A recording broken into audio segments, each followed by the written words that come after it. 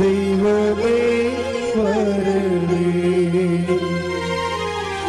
എന്റെ ഉള്ളിൽ വസിക്കാൻ വരണേ. ദാഹിച്ചു നിന്നെ ഞാൻ തേടുന്നു, സ്വർഗം തുറന്നിറങ്ങി നീ വരണേ. ദാഹിച്ചു നിന്നെ ഞാൻ തേടുന്നു, സ്വർഗം തുറന്നിറങ്ങി നീ വരണേ. ആത്മാവ ദൈവമേ വരണേ, എന്റെ ഉള്ളിൽ വസിക്കാൻ വരണേ. പരിശുദ്ധ പരമദിവ്യകാരുണ്യത്തിന് ആരാധനയും സ്തുതിയും പുകഴ്ചയും ഉണ്ടായിരിക്കട്ടെ. നിങ്ങൾക്കറിയാവോ, എന്തുമാത്രം ആൾക്കാരാണ് മാതാവിന് സംസാരിക്കണം. അവിടെ പ്രാർത്ഥന തന്നെ സ്നേഹത്തിൻ്റെ സംസാരമാക്കി മാറ്റി. അപ്പം അവിടെ ദൈവസ്നേഹം കൂടി ലവ് ലെവല് വർദ്ധിപ്പിച്ചു. ഇത് ഉടമ്പടി പെട്ടെന്ന് കത്താനുള്ളൊരു മാർഗമാണിത്. എന്താണ്? നിങ്ങൾ ലവ് ലെവൽ വർദ്ധിപ്പിക്കണം. ലവ് ലെവൽ വർദ്ധിപ്പിക്കുമ്പോൾ ഒരു കുഴപ്പമുണ്ട്. എന്താ പ്രശ്നം? നിങ്ങളുടെ വെറുപ്പ്, വിദ്വേഷം, പക, ചതി, അഹങ്കാരം, മുൻകോപം, കലഹം, ഭിന്നത, അതെല്ലാം മാറ്റേണ്ടി വരും. പക്ഷെ അതെല്ലാം മാറ്റേണ്ടി വരുമെന്ന് പറയുമ്പോൾ നിങ്ങൾക്കറിയാമല്ലോ, ക്രിസ്തുവിൻ്റെ വചനങ്ങൾ, ചില വചനങ്ങൾ അച്ഛൻ പറഞ്ഞിട്ടുണ്ട് ഭയങ്കര കഠിനമാണെന്ന്, അല്ലേ? ക്രിസ്തുവിൻ്റെ വചനങ്ങൾ കഠിനമാണ്. കഠിനമല്ല സംഭവം എന്ന് വെച്ച് കഴിഞ്ഞാൽ, ദൈവസ്നേഹം ഇല്ലാതെ ചില വചനങ്ങൾ ക്രാക്ക് ചെയ്യാൻ പറ്റത്തില്ല. കാര്യം ഇതിനകത്ത് ദൈവത്തെ കാണണ്ടേ. ഇപ്പം നിന്നോട് ചണ്ട കൂടി നിൻ്റെ ഉടുപ്പ് കരസ്ഥമാക്കാൻ ഉദ്യമിക്കുന്നവന് അവനിൽ പോലും അവനെന്താ കൊടുക്കേണ്ടത്? മേലെങ്കിൽ കൂടി കൊടുക്കാൻ. കാര്യം എന്താണ്? ഇവനെ ക്രിസ്തുവായിട്ടാണ് നമ്മൾ കാണേണ്ടത്. മനസ്സിലായി? ക്രിസ്തുവിൻ്റെ വേറെ എന്നെ വിശുദ്ധിയിൽ വളർത്താൻ, എന്നെ കൃപയിൽ ഉയർത്താൻ ക്രിസ്തു വേറെ ഒരു വേഷമായി എന്നെ പരിപാലിക്കുകയാണ്. ഇത് ഭയങ്കരമാണ്. ഇതുകൊണ്ടാണ് നീ ശത്രുവിനെ പോലും ഐഡൻറ്റിഫൈ ചെയ്യണമെന്ന് പറയണത്, അല്ലേ? അങ്ങനെ വചനമില്ലേ? ശത്രുവിനെ സ്നേഹത്തെക്കുറിച്ച് പറയുമ്പോൾ ശ്രദ്ധിക്കട്ടെ മക്കളെ, ശ്രദ്ധിക്കട്ടെ. ഹല്ലേലൂയ ഹല്ലേലൂയ ഹല്ലേലൂയ ഹല്ലേലൂയ ഹല്ലേലൂയ ഹല്ലേലൂയ. യേശുവേ നന്ദി. ഹല്ലേലൂയ ഹല്ലേലൂയ ഹല്ലേലൂയ ഹല്ലേലൂയ ഹല്ലേലൂയ ഹല്ലേലൂയ. ആരാധന ആരാധന യേശുവേ ആരാധന ആരാധന ആരാധന യേശുവേ ആരാധന. മത്തായി ശ്ലീഹയുടെ സുവിശേഷം 5:43 എടുത്തേ. അയൽക്കാരനെ സ്നേഹിക്കുക, പറഞ്ഞേ. അയൽക്കാരനെ സ്നേഹിക്കുക, ശത്രുവിനെ ദ്വേഷിക്കുക, ശത്രുവിനെ ദ്വേഷിക്കുക എന്ന് പറഞ്ഞിട്ടുള്ളത് നിങ്ങൾ കേട്ടിട്ടുണ്ടല്ലോ. എന്നാൽ ഞാൻ നിങ്ങളോട് പറയുന്നു, ശത്രുക്കളെ സ്നേഹിക്കുവിൻ, നിങ്ങളെ പീഡിപ്പിക്കുന്നവർക്ക് വേണ്ടി പ്രാർത്ഥിക്കുവിൻ, അങ്ങനെ നിങ്ങൾ നിങ്ങളുടെ സ്വർഗസ്ഥനായ പിതാവിന്റെ മക്കളായി തീരും. ഇതൊരു ഭയങ്കര ഗോസ്പൽ മെക്കാനിസമാണ്. ദൈവത്തിന്റെ ലക്ഷ്യം എന്താണ്? നിങ്ങളെ സ്വർഗസ്ഥനായ പിതാവിൻ്റെ മക്കളാക്കുകയാണ്. അല്ലാതെ അവരോട് ക്ഷമിച്ചിട്ട് നാണം കെടുക്കുക എന്നുള്ളതിനാണ് നിങ്ങൾ പ്രാധാന്യം കൊടുക്കുന്നത്, ഇല്ലേ? നമ്മളെ തന്തയ്ക്ക് വിളിച്ച് എൻ്റെ അടുത്ത് പോയി നമ്മൾ പിന്നെ അങ്ങോട്ട് ക്ഷമിക്കാനല്ല പറഞ്ഞിരിക്കണത്. അപ്പം നമ്മൾ ഓർക്കുന്നത് എന്ത് പരിപാടി, അവൻ പിന്നെയും നമ്മൾ കളിയാക്കത്തില്ലേ? അപ്പം നമ്മളെ മാനുഷികതയാണ് നമ്മൾ അവിടെ അഡ്രസ്സ് ചെയ്യണത്. ക്രിസ്തു നമ്മുടെ മാനുഷികത അല്ല അഡ്രസ്സ് ചെയ്യണത്. എന്താ പറയണത്? നിങ്ങളെ അങ്ങനെ ചെയ്താൽ നിങ്ങൾ ദൈവരാജ്യത്തിൻ്റെ മക്കളായി മാറുമെന്നാണ്. എന്താ പ്രശ്നം വെച്ച് കഴിഞ്ഞാൽ, നമ്മുടെ ലവ് ലെവൽ വർദ്ധിപ്പിക്കാൻ വേണ്ടി ഒരു ശത്രുവിൻ്റെ വേഷം കൊണ്ട് ദൈവം വരികയാണ്. ദൈവം തന്നെയാണത്, മനസ്സിലായില്ലേ? അത് വളരെ ശ്രദ്ധിച്ചാൽ മനസ്സിലാകും. ആധ്യാത്മിക ജ്ഞാനം വേണം ഈ വിഷയത്തിൽ. നമ്മളെ ദൈവപൈതലാക്കാൻ വേണ്ടി എന്താ ചെയ്തത്? ദൈവം എന്ത് വേഷം കെട്ടാനും തയ്യാറാണ്. അതിലൊരു വേഷമാണ് ശത്രുത എന്ന് പറയണത്. നിങ്ങൾ ചണ്ട കൂടുന്ന വേഷം. ചിലപ്പോൾ അതിൻ്റെ അകത്ത് ജ്ഞാനപരമുള്ളവൻ. അതുകൊണ്ടാണ് ക്രിസ്തു മിണ്ടാതിരിക്കുമോ എപ്പോഴും കുരിശിൽ പോരും. എന്താ കാര്യം? ഇതെല്ലാം പിതാവാണെന്ന് ഈശോയ്ക്ക് അറിയാമായിരുന്നു.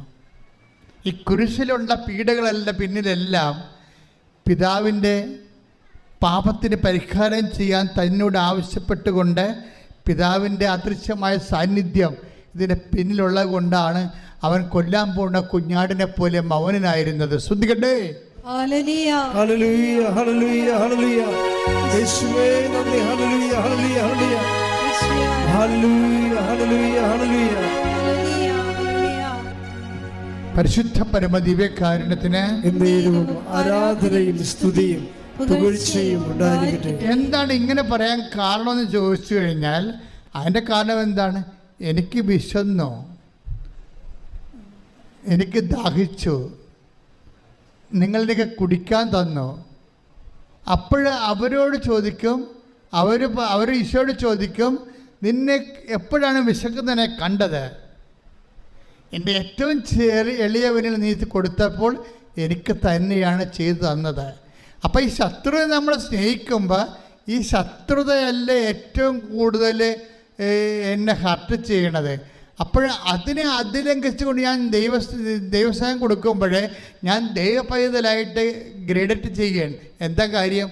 നിത്യത കണ്ടുകൊണ്ടാണ് വചനങ്ങളെല്ലാം കഠിനമാക്കി വെച്ചിരിക്കുന്നത്. നിത്യതയുടെ ഒരു വാട്ടർ മാർക്ക് എല്ലാ വചനങ്ങളിലും ഉണ്ട്, പ്രത്യേകിച്ച് കടുപ്പമുള്ള വചനങ്ങളിൽ. വെളിപാട് 22:11 അനീതി ചെയ്തിരുന്നവൻ പറഞ്ഞേ, അനീതി ചെയ്തിരുന്നവൻ ഇനിയും അനീതി ചെയ്തു കൊള്ളട്ടെ. കൈയടിച്ച് ചെയ്തു കൊള്ളട്ടെ. എങ്ങനെയുണ്ട് പരിപാടി? കേട്ടോ കേട്ടോ കേട്ടോ. ബൈബിള് തീരാൻ പോവുകയാണ്. ലാസ്റ്റ് വാക്കുകളാണ്. എന്താണ്? അനീതി ചെയ്തിരുന്നവൻ ഇനിയും അനീതി ചെയ്തു കൊള്ളട്ടെ. പാപക്കറ പുരണ്ടവൻ ഇനിയും അങ്ങനെ തന്നെ കഴിഞ്ഞുകൊള്ളട്ടെ. നീതിമാൻ ഇനിയും നീതി പ്രവർത്തിക്കട്ടെ. വിശുദ്ധൻ ഇനിയും വിശുദ്ധീകരിക്കപ്പെടട്ടെ. ലാസ്റ്റ് സമയത്തിന്റെ അവസാനം ആരെയും മാനസാന്തരയ്ക്ക് വിളിക്കാത്ത ലോകത്തിലെ ഒരേ ഒരു പുസ്തകമാണ് ബൈബിൾ. എന്താ കാര്യം വെച്ച് കഴിഞ്ഞാൽ കുറേ പേര് ബ്രാൻഡഡ് ആയിരിക്കുകയാണ്. അവൻ മാനസാന്തരപ്പെടാൻ ദൈവം ആഗ്രഹിക്കുന്നില്ല. കാര്യം അത് വരപ്രസാദമാണ്. മാനസാന്തരം ദൈവം നിങ്ങൾക്ക് നൽകുന്ന മനസ്സലിവാണ്. കഠിനമായ മനസ്സുള്ളവർ കഠിനമായിട്ട് തന്നെ പോകട്ടെ എന്ന് പറയും. കഠിനമല്ലാതെ മനസ്സലിവുള്ളവൻ മനസ്സലിവുള്ളവനായി നിൽക്കട്ടെ, ഇനി സമയമില്ലെന്ന് പറയും. എല്ലാ മനുഷ്യരുടെ മുന്നിൽ ഈ സമയമില്ലാത്തൊരു സമയം വന്നിട്ട് പറയും, don't repeat, don't contrite, don't have contrition, don't repent. എന്നെയും നിൻ്റെയും മുഖത്ത് നോക്കി ദൈവം എന്തെങ്കിലും ഇനി മാനസാന്തരപ്പെടരുതെന്ന് പറഞ്ഞാൽ ഒരു തീരുമാനമാവും. അപ്പോഴേ ഇതൊരു സമയമാണ്. മാനസാന്തരം ഒരു സമയമാണ്. ഹൃദയത്തിൻ്റെ അലിവ് ഞാൻ എപ്പോഴും ഓർക്കുകയും, ഒരു ലേവ്യ പുരോഹിതൻ ബൈബിള് കഥ പറയുമ്പോൾ കർത്താവ് അതിൻ്റെ അകത്ത് ഞാൻ പറഞ്ഞില്ല, നിത്യതയുടെ വാട്ടർ മാർക്ക് തന്നെ വെക്കും. നിത്യതയുടെ ഒരു ജലമുദ്ര വെച്ചിട്ടാണ് ബൈബിള് ചെയ്തിരിക്കുന്നത്. ഇപ്പോൾ ഓരോ കഥ പറയുമ്പോഴും അതിൻ്റെ അകത്ത് ഈ നിത്യതയുടെ വാട്ടർ മാർക്ക് കാണാം. എന്താ പറയണത്? ഒരു മനുഷ്യൻ ചോദിച്ചു, നിത്യജീവൻ പ്രാപിക്കാൻ ഞാൻ എന്ത് ചെയ്യണം? അപ്പോൾ ഈശോ പറഞ്ഞു, നിയമത്തിൽ എന്താണ് എഴുതിയിരിക്കണത്? അപ്പോൾ അവരെന്ത് പറയും? എല്ലാത്തിനേക്കാളും ഒരു ദൈവത്തെ സ്നേഹിക്കുക, നിന്നെപ്പോലും നിൻ്റെ അയൽക്കാരനെ സ്നേഹിക്കുക. എന്നാൽ നീ പോയി അതുപോലെ ചെയ്യുക. അപ്പം അവൻ ചോദിക്കും, തിരിച്ചു ചോദിക്കും, ആരാണ് എൻ്റെ അയൽക്കാരൻ? അപ്പോൾ ഈശോ പറയും, ഒരു മനുഷ്യൻ ജെറുസലേമിൽ നിന്ന് ജെറീക്കോയിലേക്ക് പോവുകയായിരുന്നു. കള്ളന്മാരുടെ കൈ അകപ്പെട്ടു. അവൻ്റെ വസ്തുവകൾ അടിച്ചു മാറ്റിയിട്ട് അവനെ മൃതപ്രായനായിട്ട് വഴി തള്ളി. ആ വഴിക്കൊരു ലേവ്യൻ പോയി, ആ വഴിക്കൊരു പുരോഹിതൻ പോയി. രണ്ട് കക്ഷികളും ആൾത്താരയുമായിട്ട് ബന്ധപ്പെട്ട പാർട്ടിയാണ്. ലേവ്യനായാലും ശരി, അവരിൽ നിന്നാണ് പുരോഹിതനുണ്ടാകുന്നത്. അപ്പോൾ ഈ കർത്താവിനോട് അടുത്ത ശുശ്രൂഷ ചെയ്യുന്ന രണ്ട് കക്ഷികളെ ഈശോ കഥയിൽ കൊണ്ടുവരികയാണ്. എന്നിട്ട് കർത്താവുമായിട്ട് ഒരു അടുപ്പമില്ലാത്ത ഒരു സമറിയാക്കാരനെ കൊണ്ടുവരും. വ്യത്യാസം എന്താണെന്ന് ചോദിച്ചു കഴിഞ്ഞാൽ, ഈ രണ്ട് കക്ഷികളും എണ്ണയുമായിട്ട് കൈകാര്യം ചെയ്യുന്ന ആൾക്കാരാണ്. പുരോഹിതൻ എണ്ണയുമായിട്ട് കൈകാര്യം ചെയ്യുന്ന സദോക്ക് പുരോഹിതനാണ്. സോളമനെ എണ്ണ ഒഴിച്ച് വാഴിച്ച ആളാണ്. പുരോഹിതൻ എണ്ണ കൈകാര്യം ചെയ്യേണ്ട ആളാണ്. ലേവ്യ പുരോഹിതനും അൽത്താറെ എണ്ണ കൈകാര്യം ചെയ്യുന്ന ആളാണ്. പക്ഷെ ഈ രണ്ട് കക്ഷികളുടെ എണ്ണയില്ല. ഇനി ദൈവവുമായിട്ട് ബന്ധമില്ലാത്തൊരു മനുഷ്യന് എണ്ണയും കൊണ്ട് വരുന്നുണ്ട്. അവൻ്റെ പേരെന്താണ്? സമറിയക്കാരൻ. അവനിവനെ കണ്ടു, അടുത്ത് ചെന്നു എന്ന് ബൈബിൾ എന്നിട്ട് പറയും, അവൻ്റെ മനസ്സലിഞ്ഞു വന്നു. ശ്രദ്ധിക്കട്ടെ.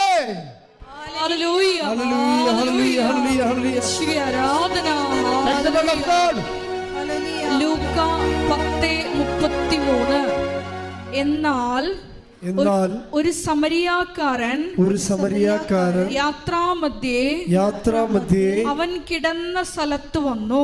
അവനെ കണ്ട് മനസ്സലിഞ്ഞ് അടുത്തു ചെന്ന് എണ്ണയും വീഞ്ഞും ഒഴിച്ച് അവന്റെ മുറിവുകൾ വച്ചുകെട്ടി തന്റെ കഴുതയുടെ പുറത്ത് കയറ്റി ഒരു സത്രത്തിൽ കൊണ്ടുചെന്ന് പരിചരിച്ചു. എൻ്റെ മക്കളെ, ഉടമ്പടി എടുത്തുകൊണ്ട് നിങ്ങൾ രോഗികളെ കാണുന്നു, പക്ഷെ മനസ്സറിയാതെ കാണാൻ പറ്റും. മനസ്സിലായില്ല? ഉടമ്പടി എടുത്തുകൊണ്ട് നിങ്ങൾ രോഗികളെ കാണുന്നു, അതുപോലെ തന്നെ ഓർഫണേജിൽ പോകുന്നു, വൃദ്ധസദനത്തിൽ പോകുന്നു, അവിടെ ഉടുപ്പലക്കുന്നു. പക്ഷേ എങ്ങനെയെങ്കിലും ദൈവം ഒന്ന് പ്രസാദിച്ച് എനിക്ക് ആ PR ഒന്ന് കിട്ടിയാൽ മതി. അതാണ് വിഷയം. അതിനകത്ത് വരുന്ന വിഷയം ഇതാണ്. പക്ഷെ അതിന് വേണ്ട കണ്ടന്റ് എന്താണ്? ഈ മനസ്സലിവാണ്. പ്രാർത്ഥിക്കുക, കർത്താവേ എനിക്ക് ഉടമ്പടി പ്രകാരം ദൈവസ്നേഹത്തോടെ എല്ലാ ദീനക്കാരിലും അങ്ങേ കാണുമ്പോഴേ മനസ്സലിയാൻ എന്നെ സഹായിക്കണം. മനസ്സലിവ് ആദ്യം ഉണ്ടായത് ആർക്കാണ്? ഈശോയ്ക്കാണ്. ജനത്തെക്കൂട്ടത്തെ കണ്ടപ്പോൾ അതിന് അനുകമ്പ തോന്നി. ശ്രദ്ധിക്കട്ടെ. ഹല്ലേലൂയ, ഹല്ലേലൂയ, ഹല്ലേലൂയ, ഹല്ലേലൂയ. യേശുവേ ആരാധന, ആരാധന. യേശുവേ നല്ല മഹത്വം, മഹത്വം, മഹത്വം, മഹത്വം. ഹല്ലേലൂയ, ഹല്ലേലൂയ, ഹല്ലേലൂയ, ഹല്ലേലൂയ, ഹല്ലേലൂയ. യേശുവേ നല്ല ഹല്ലേലൂയ, ഹല്ലേലൂയ.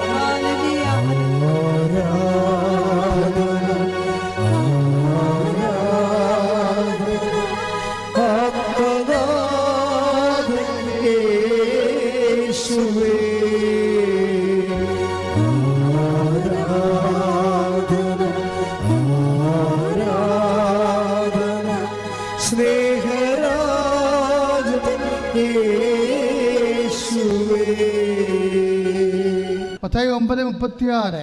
ജനക്കൂട്ടങ്ങളെ കണ്ടപ്പോൾ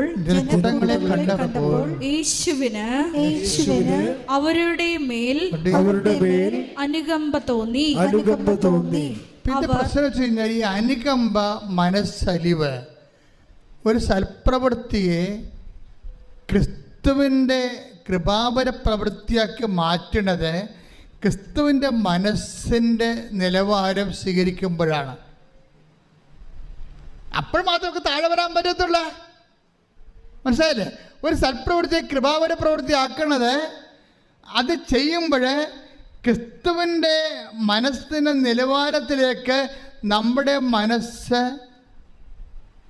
നിലവാരപ്പെടുമ്പോഴാണ് ശരിക്കും. പതറിയണമെങ്കിലേ എന്ത് ചെയ്താലും, ഇപ്പം ഞാൻ നിങ്ങളെ പത്രവും കൊടുത്ത് വിടും, ഭയങ്കര ഓരോരുത്തർ പറയും. അതായത് ലോകം മുഴുവൻ സുവിശേഷം ക്രിസ്തുവിനെ കൈമാറുന്ന സഭയിലെ ഏറ്റവും വലിയ ഒരു സംരംഭമാണിത്. ഇത് വെറുതെ കിട്ടിയൊന്നുമല്ല. 4 വയസ്സ് മുതൽ ഈ കക്ഷിയുടെ പുറകെ നടന്ന് കിട്ടിയതാ.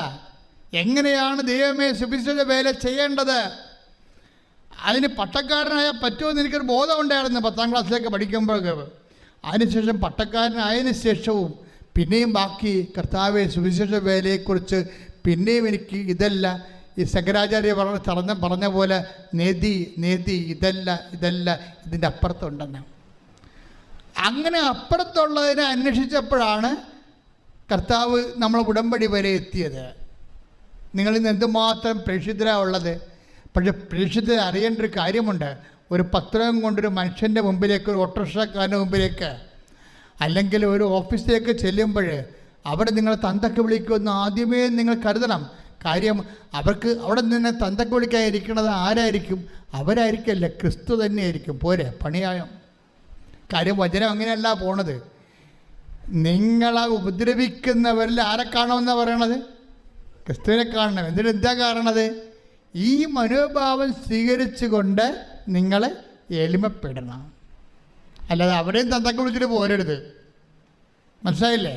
അതുകൊണ്ടാണ് യേശു ക്രിസ്തുവിൻ്റെ മനോഭാവം. Take the word of God. ഫിലിപ്പിയർ 2:6. ശ്രുതികട ഹല്ലേലൂയ ഹല്ലേലൂയ ഹല്ലേലൂയ ഹല്ലേലൂയ. യേശുവേ ആരാധന ആരാധന ആരാധന. യേശുവേ നന്ദി. ഹല്ലേലൂയ. ഫിലിപ്പി 2:5 മുതലുള്ള തിരുവചനങ്ങൾ. യേശുക്രിസ്തുവിനുണ്ടായിരുന്ന ഈ മനോഭാവം പറഞ്ഞ യേശുക്രിസ്തുവിനുണ്ടായിരുന്ന ഈ മനോഭാവം നിങ്ങളിലും ഉണ്ടാകട്ടെ. ദൈവത്തിന്റെ രൂപത്തിലായിരുന്നെങ്കിൽ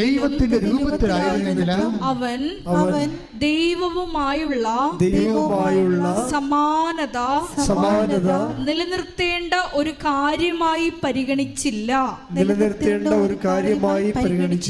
തന്നെ തന്നെ ശൂന്യനാക്കിക്കൊണ്ട്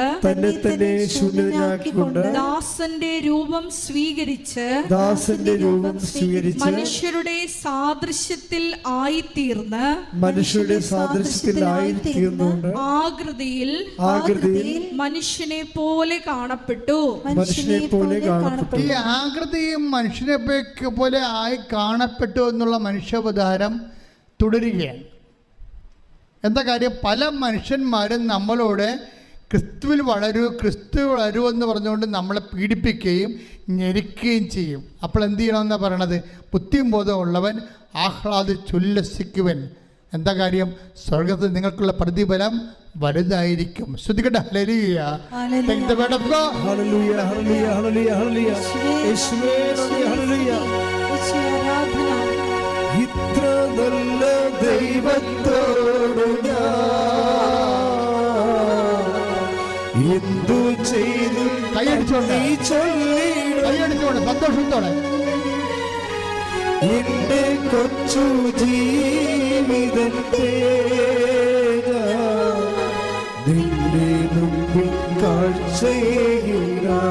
ദൈവത്തോടെ കൈയടിച്ചുകൊണ്ട് ഇത്ര നല്ല ദൈവത്തോട് ഞാൻ എന്തു ചെയ്തു നന്ദി ചൊല്ലിടും. എന്റെ കൊച്ചു ജീവിതത്തെ നിന്റെ മുമ്പിൽ കാഴ്ചയിടാം. ലുക്കാ 6:35. എന്നാൽ നിങ്ങൾ ശത്രുക്കളെ സ്നേഹിക്കുവിൻ. തിരിച്ചു കിട്ടും എന്ന് പ്രതീക്ഷിക്കാതെ മറ്റുള്ളവർക്ക് നന്മ ചെയ്യുകയും വായ്പ കൊടുക്കുകയും ചെയ്യുവിൻ. അപ്പോൾ നിങ്ങളുടെ പ്രതിഫലം വലുതായിരിക്കും. നിങ്ങൾ അത്യുന്നതന്റെ പുത്രന്മാരായിരിക്കുകയും ചെയ്യും.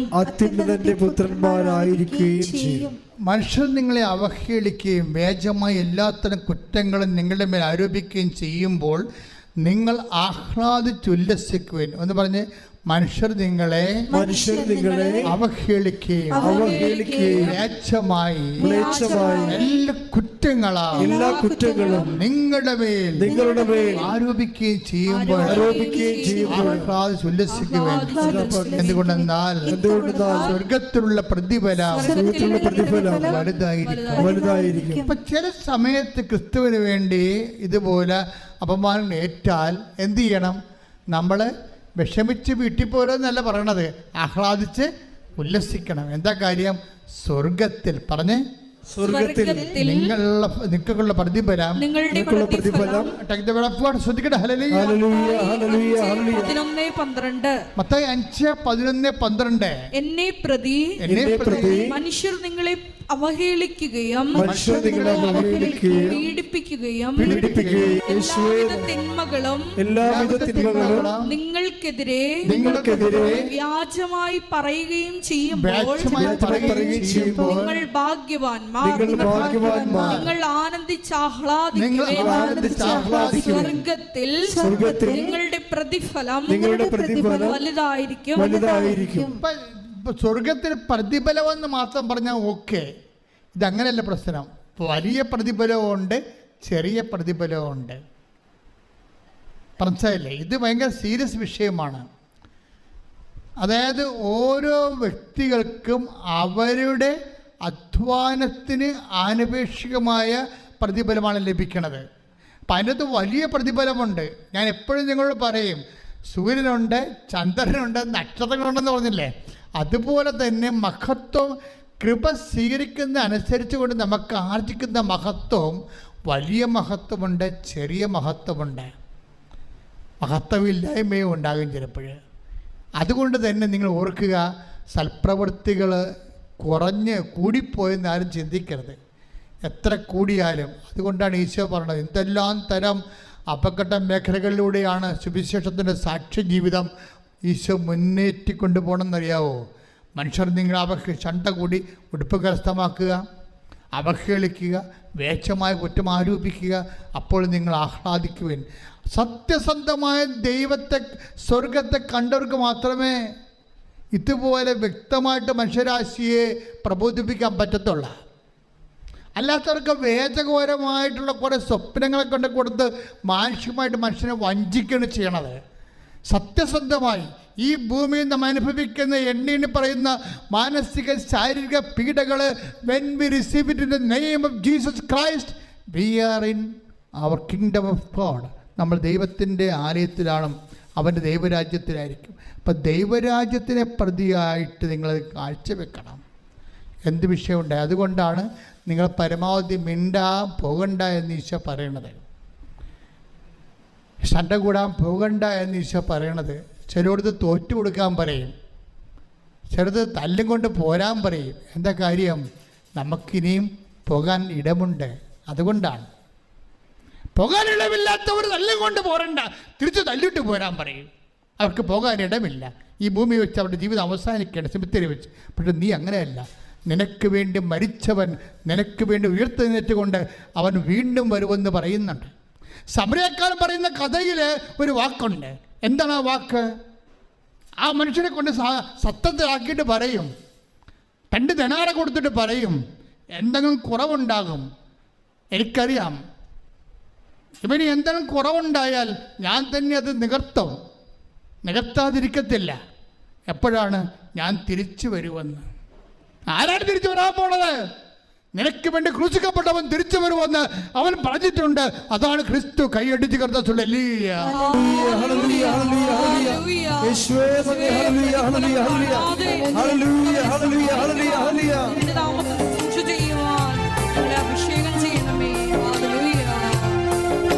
ലൂക്ക 10:35. അടുത്ത ദിവസം അവൻ സത്രം സൂക്ഷിപ്പുകാരന്റെ കയ്യിൽ 2 ദിനാറ കൊടുത്തിട്ട് പറഞ്ഞു, ഇവന്റെ കാര്യം നോക്കിക്കൊള്ളണം.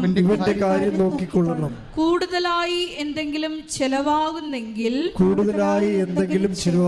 ഞാൻ തിരിച്ചു വരുമ്പോൾ തന്നുകൊള്ളാം. ഹല്ലേലൂയ.